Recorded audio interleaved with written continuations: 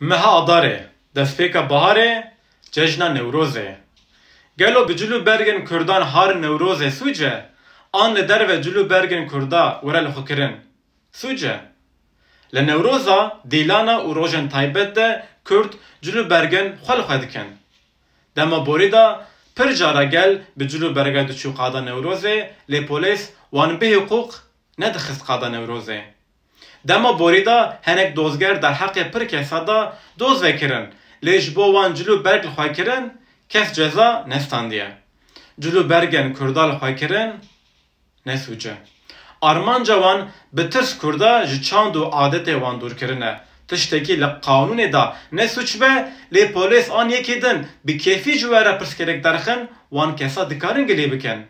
Ger li Newrozê nehêlin hûn bi cilû bergên xwe têkevin qada Newrozê, mafê wê kombûn û çalakî kirin tê ixlal kirin. Hûn dikarin wan polîsa gilê bikin. Ger pişt doza xwe bisekinin, ew ê wan polîsa û amirê wan ceza bistênin. Gelo hûn ê li Newrozê li ku bin? Şîrova da binivîsînin. Bimînin xweşî, bimînin Kurdî.